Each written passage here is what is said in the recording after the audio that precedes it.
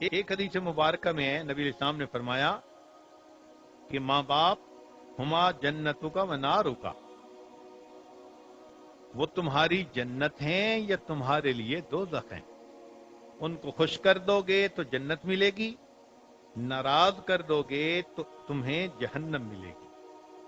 چنانچہ جو انسان اپنے والدین کی خدمت کرے اس کو دو انعام ملتے ہیں۔ ایک، اللہ تعالیٰ اس کی عمر میں برکت عطا فرماتے ہیں۔ عمر میں برکت سے مراد کبھی یہ ہوتا ہے کہ عمر کا وقت بڑھا دیا جاتا ہے، اور کبھی یہ ہوتا ہے کہ صحت اچھی دیتے ہیں اور زندگی کا افیکٹو اور صحت مند وقت زیادہ ہوتا ہے۔ تو ماں باپ کی خدمت کا یہ اجر ملا کہ موت تک انسان دوسرے بندے کا محتاج نہیں ہوتا، اور دوسری نعمت یہ ملتی ہے کہ اللہ تعالیٰ ماں باپ کی خدمت کرنے والے بندے کے رزق میں برکت اور کشادگی عطا فرماتے ہیں۔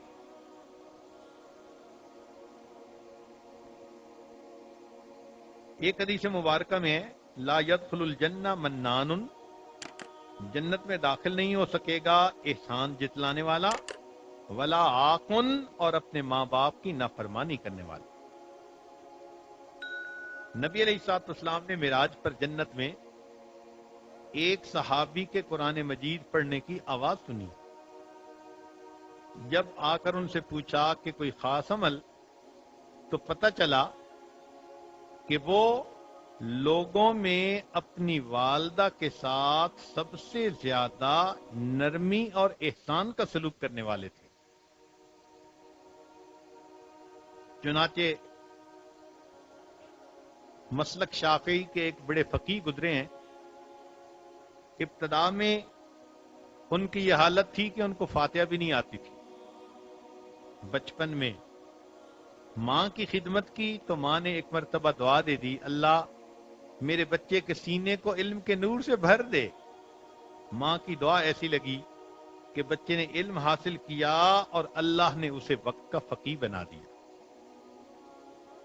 تو اس لیے اولاد کو چاہیے کہ ماں باپ کی تربیت، ماں باپ کی خدمت کرے اور اپنے رب کو اس ذریعے سے راضی کر لے۔ قرآن مجید نے تو کہا وَلَا تَقُلْ لَهُمَا اُفٍّ وَلَا تَنْهَرْهُمَا وَقُلْ لَهُمَا قَوْلًا كَرِيمًا، اف بھی نہ کرو۔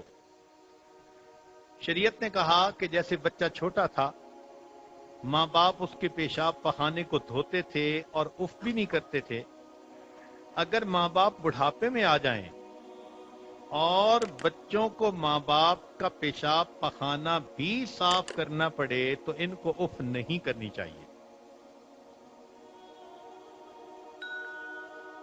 تو اس لیے جو ماں باپ کی خدمت اب تک نہیں کر سکے ان کو چاہیے کہ اس گناہ سے توبہ کر لیں اور آئندہ ان کے ساتھ حسن سلوک کا معاملہ کریں۔ ماں باپ کی ناراضگی اللہ کی ناراضگی ہے۔ چنانچہ ایک بات توجہ سے سن لیجئے، نبی علیہ السلام کا زمانہ، ایک نوجوان صحابی علقمہ رضی اللہ تعالیٰ عنہ، آخری وقت آ گیا مگر جان نہیں نکلتی، بہت دیر گزر گئی، جان کنی کا عالم ہے مگر جان نکلتی نہیں۔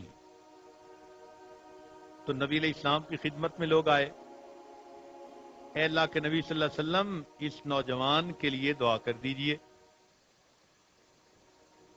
آپ نے فرمایا اس کے والدین زندہ ہیں؟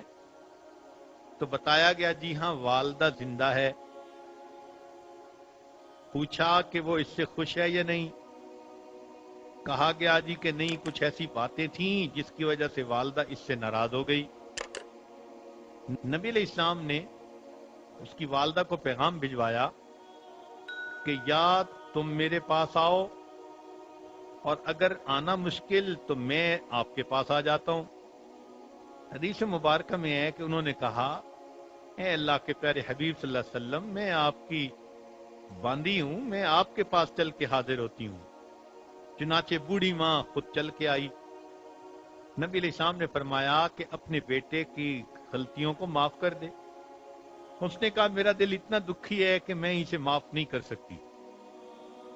جب اس نے یہ کہا تو نبی علیہ السلام نے حضرت بلال عنہ کو بلایا، فرمایا لکڑیاں لاؤ، اکٹھا کرو اور علقمہ کو اس آگ کے اندر ڈال دو۔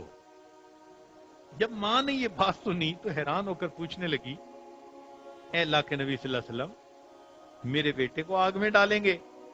نبی علیہ السلام نے فرمایا ہاں، جہنم کے عذاب سے یہ عذاب تھوڑا ہوگا، تو راضی نہیں ہو رہی، اب اس راضی نہ ہونے کی وجہ سے تمہارے بیٹے نے تو جہنم کی آگ میں جانا ہے۔ جب اس عورت نے دیکھا کہ نبی علیہ السلام نے سیریس ہو کر یہ فرما دیا تو وہ ماں تھی، دل پگھل گیا، کہنے لگی اے اللہ کے نبی صلی اللہ علیہ وسلم، میرے بیٹے کو آگ میں نہ جلائیے، میں اپنے بیٹے کو معاف کرتی ہوں۔ بیٹے کو جیسے ہی انہوں نے معاف کیا، بیٹے نے کلمہ پڑھا اور اس کی جان اس نے اللہ کے سپرد کر دی۔ نبی علیہ الصلوۃ والسلام نے علقمہ رضی اللہ عنہ کی نماز جنازہ پڑھائی، اور حدیث مبارکہ میں ہے کہ نبی علیہ السلام نے جنازے پر اعلان فرمایا کہ جو شخص اپنی ماں کو تکلیف پہنچائے اس پر اللہ کی لعنت، اللہ کے فرشتوں کی لعنت اور سب لوگوں کی لعنت، اور ساتھ یہ بھی کہا کہ ایسے بندے کی نہ فرض قبول ہوں گے نہ نفل قبول ہوں گے، اور فرمایا کہ اللہ کی رضا ماں کی رضا میں ہے، اللہ کا غصہ ماں کے غصے میں پوشیدہ ہے۔ اب اس کا یہ مطلب بھی نہیں کہ ماں اپنے بچوں کو خلاف شرع کام کرنے کے لیے کہے اور کہے کہ اگر نہیں کرو گے تو میں ناراض ہو جاؤں گی۔ لا طاعت لمخلوق فی معصیت الخالق، اللہ کی نافرمانی میں مخلوق کی کوئی اطاعت نہیں۔ جو ماں باپ خلاف شرع کوئی حکم دیتے ہیں وہ گویا ماں باپ کے اس مقام سے خود گر جاتے ہیں۔ اس لیے شریعت کے معاملات میں اطاعت کیجیے، خدمت کیجیے، ان کا دل خوش کیجیے۔